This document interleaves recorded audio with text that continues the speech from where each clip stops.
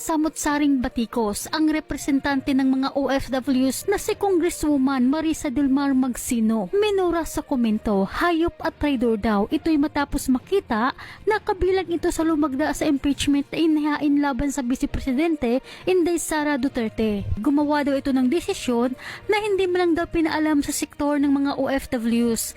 Kaya't marami sa mga OFWs ang naglabas ng galit ngayon sa social media.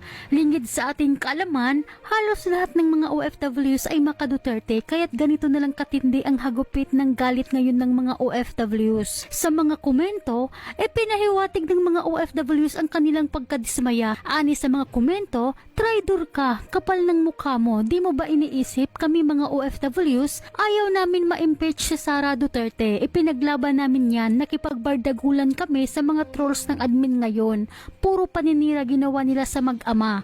Marami nagawa ang Duterte, maraming project. Kahit may pandemya noon, nakapagpatayo siya ng mga proyekto, lalo na sa panahon ng pandemya. Libre hotels, swab test at hatid sa probinsya. Mga OFWs nasagip sa bingit ng kamatayan. Daming nagawa ng Duterte. Tapos ngayon, pumirma ka. Ang admin ngayon walang ginawa, nagbinta ng gold ni isa walang proyekto. Puro ayuda ng mudmud ng pera na hindi naman sa kanila.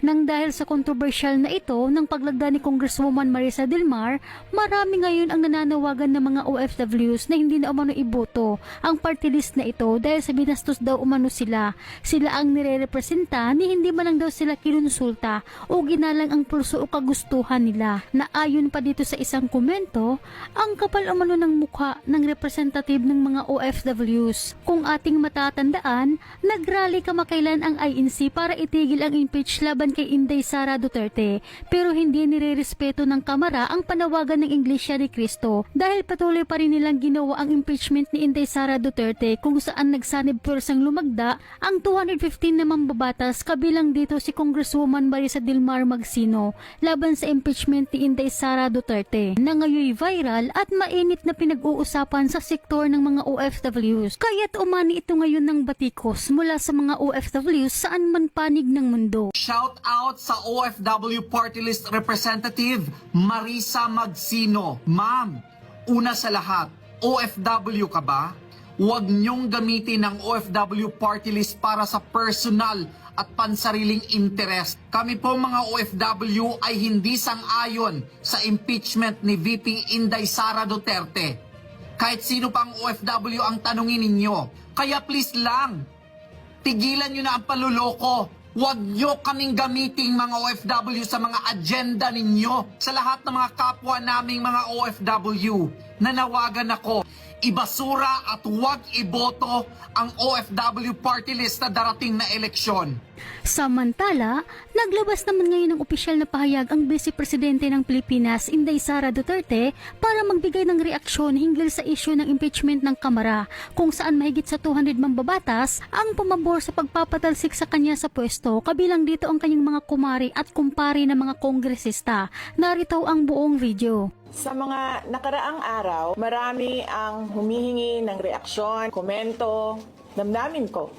Ang tanging masasabi ko na lamang sa puntong ito ay God save the Philippines. Bukod dito, nais ko na lang ipaabot ang aking taus-pusong pasasalamat sa mga kababayan na patuloy na nagdarasal, sumusuporta, natitiwala, at patuloy na nagmamahal sa akin. Manalig kayo dahil sa taong bayan ang tagumpay. Shukran. Ma'am. 3 questions, no follow-up. Ma'am. Okay. First question. Oh, How are you? I'm okay. You've seen the list of those who signed, ma'am? Oo. Marami doon, mga inaanak, mga kumpare, mga nangingin suporta sa inyo. What's your reaction? Paniwala ko lang, no, if you have to explain or defend your signature in a yes petition for impeachment, then you feel that you have done something wrong. Kasi kung wala ka namang ginawang mali, bakit mo i-defend yung pirma mo? Ma'am, So yun yung paniwala ko. Ma'am, do you feel betrayed? Maraming mga congressmen from Mindanao voted yes. 70%. wala akong feelings about it. Kasi, kung napapansin nyo, wala naman kasi talaga akong barkada na politiko. I don't join their circles. But we are friends. Yes.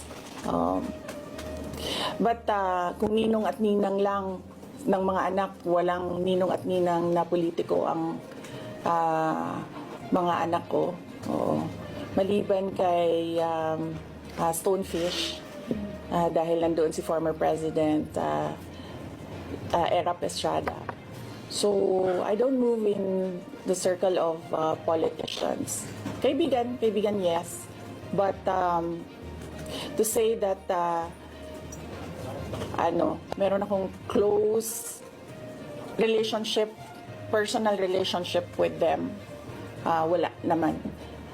Kaya siguro, ganyan din siguro kadali sa kanila ang pagiging magkaibigan. Ma'am, payo niyo lang po sa ating mga kababayan sa nangyayari po ngayon sa ating bansa.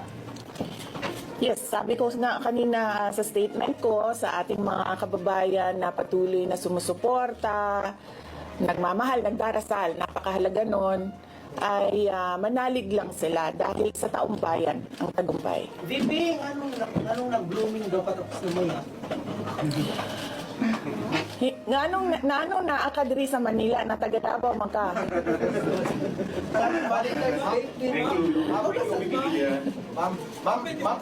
Ma'am, kamusta po sa INC? Meron ba pakikipag-usap kayo sa INC? Dahil sila po yung nag-rally against para wag ituloy yung impeachment. Hindi pa po kami nagkausap ng INC, sir. Pero nagpapasalamat po ako sa INC at sa buong sambayanan sa kanilang pananawagan ng kapayapaan. So, ma'am, will you dissuade or encourage your supporters in case they would go sa street to rally? Sa panahon ngayon, ma'am, na sobrang mahal ng presyo ng mga bilihin, lalong-lalo na ng pagkain, sasabihin ko sa mga supporters sa taong bayan na unahin muna nila ang trabaho and negosyo nila kesa sa mag-rally sila sa mga daan. At tayo naman ang social media capital ng buong mundo. Kung gusto talaga nilang magsalita at tumulong, doon na lang sila sa social media kung saan nakakatrabaho pa rin sila. Pero nagagawa nila kung ano yung nararamdaman nila na gusto nilang gawin.